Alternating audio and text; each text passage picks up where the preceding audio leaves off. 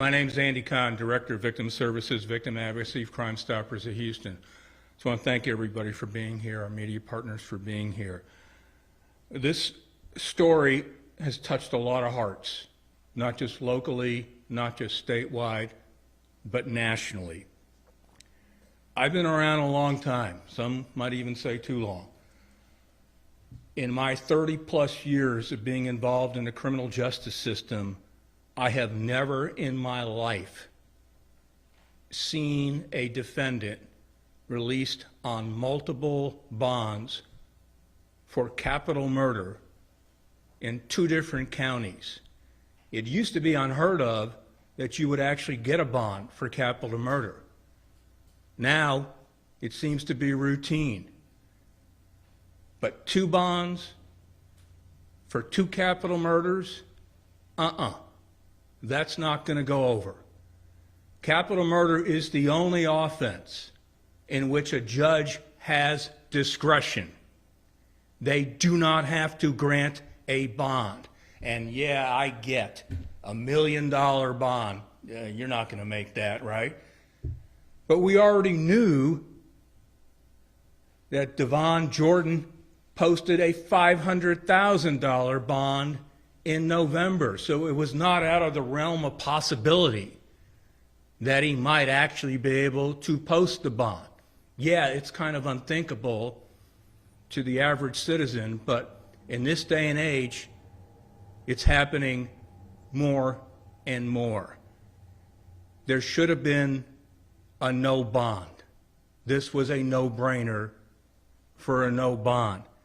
When you look at his history that has been ongoing in multiple counties since 2019, I don't know how you can't come to the conclusion that he is not a walking, ticking time bomb that's a threat to everybody within a multi-county jurisdiction.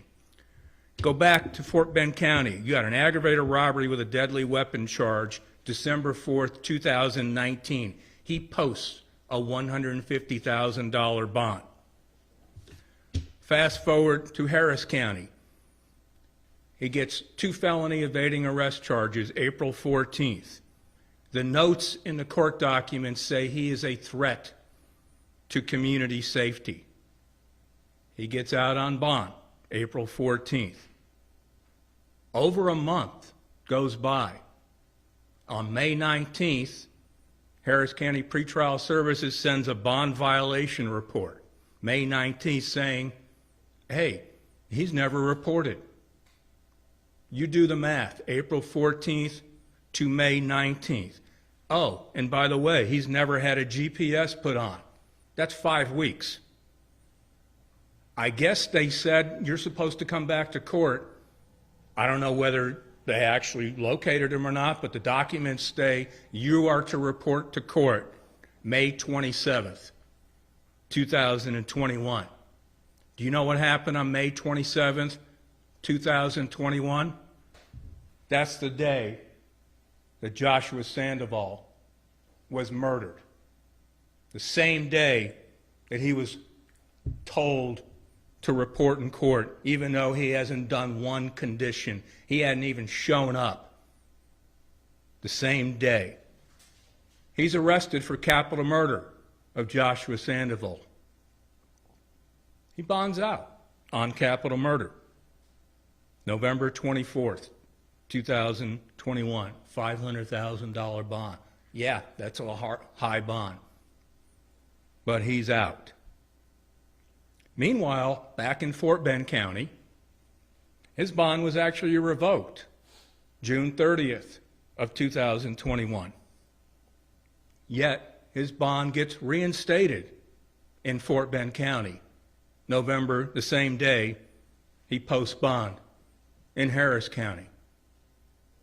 I'm sorry, but if you're on bond for aggravated robbery with a deadly weapon, you're charged with 2 felony evading arrests and a capital murder, that's not enough? I don't know what is. So now he's out. So finally, he gets charged the murder of League City businessman Jeffrey Johnson, whom everybody recalls because that case really resonates with everybody here because you're just going out to dinner. And you're followed all the way from the Galleria all the way to League City. That's a lot of following. You somehow managed to get in a gated community. Now you're charged with shooting and killing businessman Jeffrey Johnson. That, December 17th, 2021. $1 million bond is set. Again, unheard of, unthinkable. But again, you had discretion not to grant a bond. It's clearly, it's there. So you know, even though it's a high bond, you still say, okay, we'll give you a bond, even though you're on bond for capital murder, even though you're on bond for aggravated robbery with a deadly weapon, and you're on bond for 2 counts of evading arrest, felony evading arrest. You had the opportunity to keep him there. This family, and I remember when they told me, and I said, well, yeah, it's don't worry about it. Yeah, I was wrong, and we're all wrong. So we find out, and they'll tell you how they found out. You know, there was no courtesy, you know, they just found out. So he is out now on a total of $1,650,000 worth of bonds in 3 counties. He was also, if you might recall, implicated in the Galleria organized crime theft ring as well. He is a ticking time bomb. There is no way anyone in the public is safe while he is out here. And what in your right mind do you really believe that someone is going to show up in court in Harris County and in Galveston County to face a capital murder charge with the potential of actually giving the death penalty or life without parole? Come on.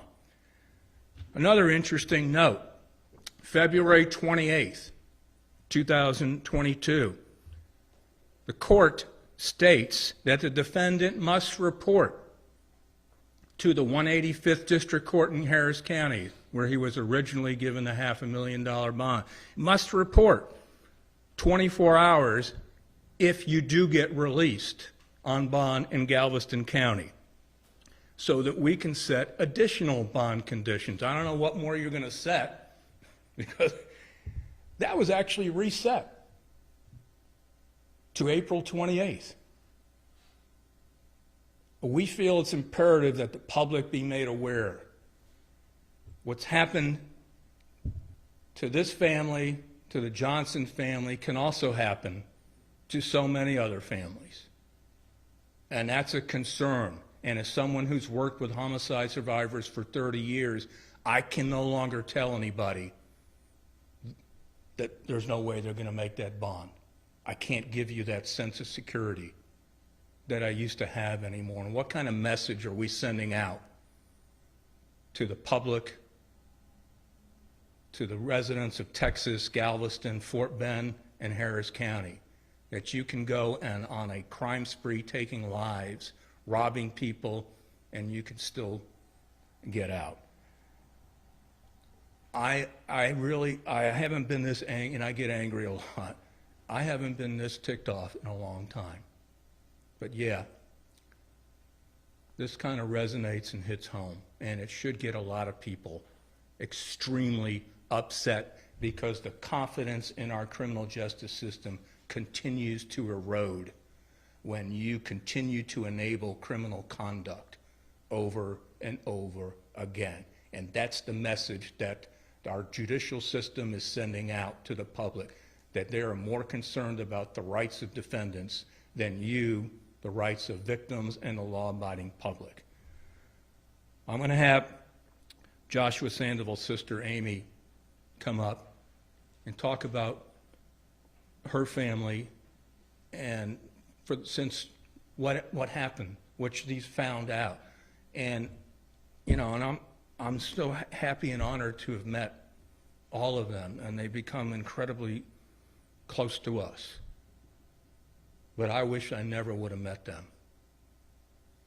Amy?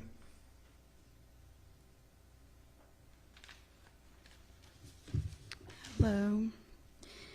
My name is Amy Castillo, and Joshua Sandoval was my brother. And just some things about Josh. He was amazing.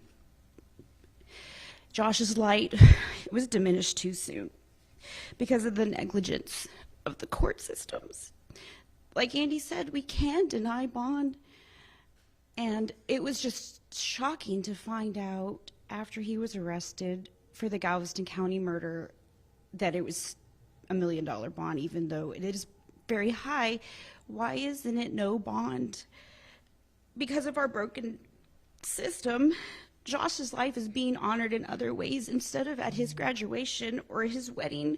For us, he died at 28 years old. It is time for us to fight back. And the judges need to face the facts and wake up. No bond for repeat violent felony offenders. Because I can't bring my brother back, but I am here to help other people not face the same pain that we have been facing. Something I carry around in my purse with me as a reminder. This is a picture of me holding my brother's hand hours before we had to let him go, and I held it that whole time, and I was talking to him and, hoping that he could hear me. But I don't want any other family member to be here or here, and I carry this so that I can show people we need a change. Thank you. Hey, Amy, how Sir. did you? Oh, we'll take questions. Sorry, Randy. I always wanted to do that to you, so. Many times you wanted to do that. I'm going to ask Josh's brother, Omar, to come up and talk about his life and his legacy. And, and Amy's right. They don't want others to be in the same situation. And this is just horrific what we're seeing. Hello, my name is Omar Sandoval. I'm the eldest of our brood, and Joshua was our baby brother. He came into our world very happily, and he spread nothing but joy his entire life. He could light up a room instantly with a smile, and his personality and just his energy and his warmth was just infectious. To know that our criminal justice system, especially here in Texas, is allowing for these repeat violent, extremely violent offenders to continue to be released and to continue to prey on everyday citizens that have nothing to do with them, but it's mind-boggling, and it's very unsettling that anybody would allow this to continue to happen, to allow people back on the street who have not once murdered, but twice that we know of, at least, and to allow them to be free to roam. And this is clearly a miscarriage of justice, miscarriage of the justice system here in our country, and especially here in Texas, where we're supposed to be tough on the law. We're supposed to be tough on the bad doers. We have Governor Abbott even saying, trying to, crack down more on these no good people. But clearly, there's nothing being done to prevent that from happening again. Josh's light, like my sister said, is permanently extinguished, but a part of him lives on in all of us. And it's weird and sad and gross all at the same time that we're even here today, because it's still sinking in to me. And the 1-year anniversary of his death is coming up, and it keeps bothering me. It's on my mind every day now. And I honestly don't know what's going to happen. And for this to have been dragged on this long, and then for this case to be so convoluted, and then now to find out that this guy's back on the streets, it's ridiculous. It is ridiculous. So my hope is that justice will be served. I am confident in that.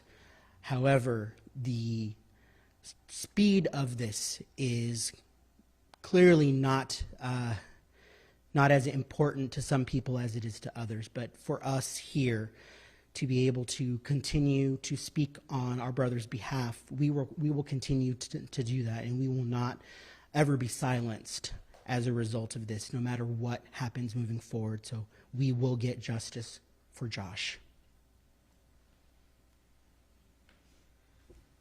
Thank you. I'm going to ask for Joshua's mother, Glenda, to come up, and what it's been like for her as she continues her journey, and what it was like for her to find out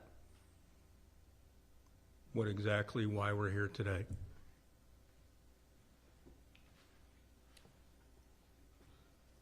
Things for me has been extremely tough.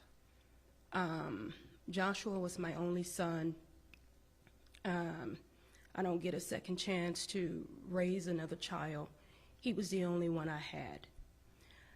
For me to be dealing with this today, I'd rather be anywhere than to be standing here. Just to think that I'm really devastated. And the way that I found out this young man was released from jail, Vine was the one. I was just sitting in the living room, and it came up on my phone as a text message, and it let me know that he was out of jail. I was sitting there, and I was just devastated. And I just told the Lord about it. I says, well, God, it has to be in your hand. You know, I do understand that he has rights, but as a victim and my only son, I have rights too. And I was assured through the DA that because he was going to Galveston County, that he would not be getting out of jail. No chance of it. I am totally devastated to know he told me in Harris County they're lenient here, but in Galveston County they're going to hold him. And for him to be on the street today, I'm in disbelief. I'm shocked.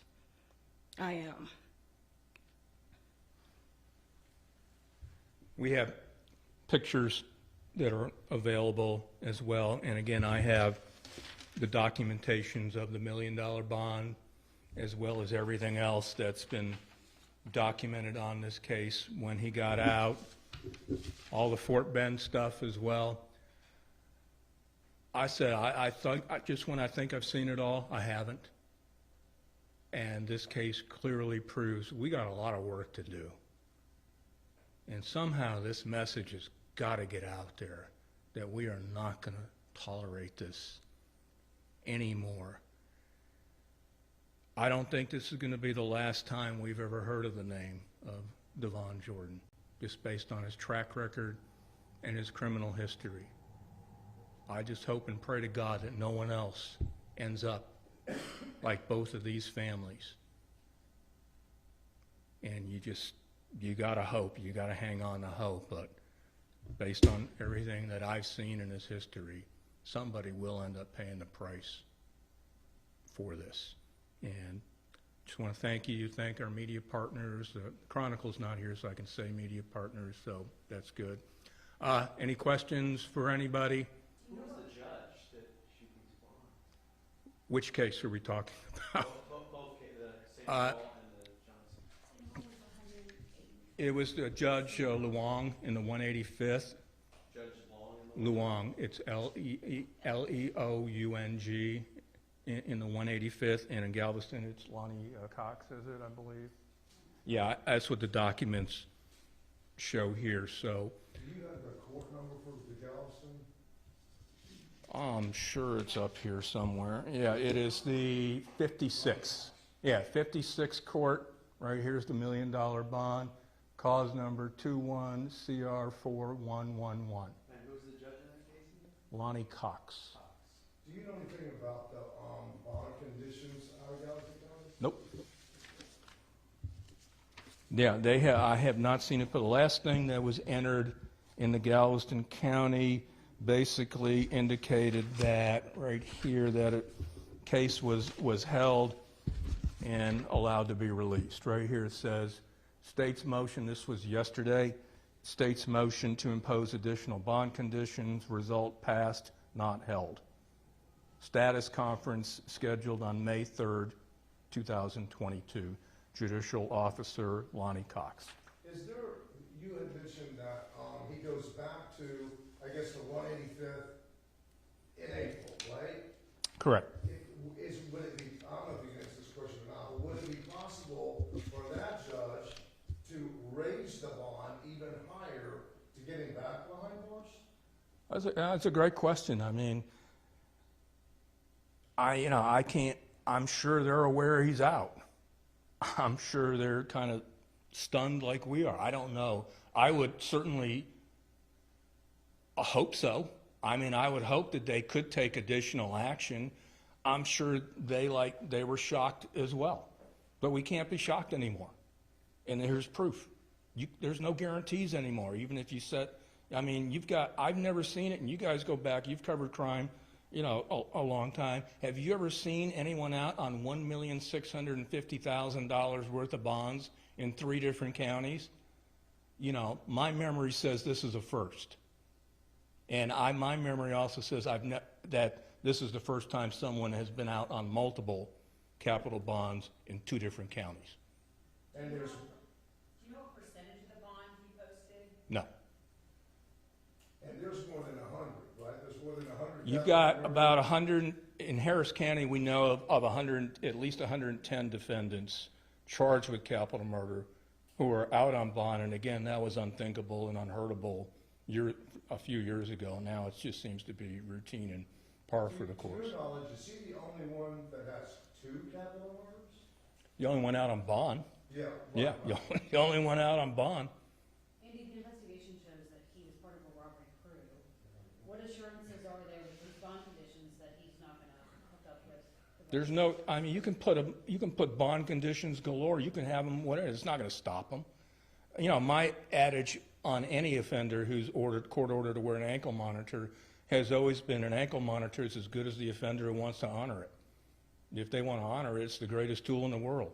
But guess what? If they don't want to honor it, and you guys know it as well, nothing's going to stop them from removing them. This guy has violated his bond every single county, and I'm sure he's going to violate it in Galveston as well. How he's able to get the money to post the bond, or who's kind of helped him? Good questions. I mean, somebody's,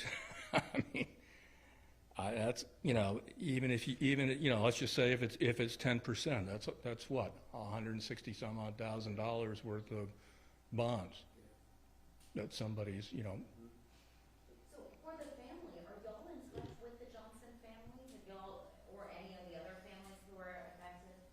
here, come on, join me. Yeah, I mean, I can't imagine what must be going through their minds today. Just like, Glenn says, you're sitting at home, and if they're registered for notification, I mean, it's not even, a human courtesy phone call. It's just this text. He's out. I can't imagine being the recipient of that, especially when you're told it's not going to happen. I mean, that's the ultimate sucker punch by our system. And have you spoke with anybody in Galveston? Still to this day, no one has even reached out to, I don't know if they've reached out to the Johnson family, but I know they haven't reached out here as well, so. Glenda, what would you say if you had an opportunity to speak to Judge Lonnie Cox in Galveston, what would you say to him? Well, I would always flip the tables and the thing that I would say personally, if it was your family member, would you want them, not getting the justice that they deserve by continuing to allow this person to get out of jail and walk free when you have the choice to put a no bond on the individual? That's what I would say.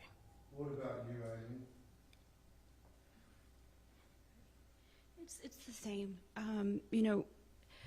It could be your family member next, especially with him walking around, and he was already out on 2 felony bonds when he murdered my brother. So there is no stopping this criminal from doing criminal activity.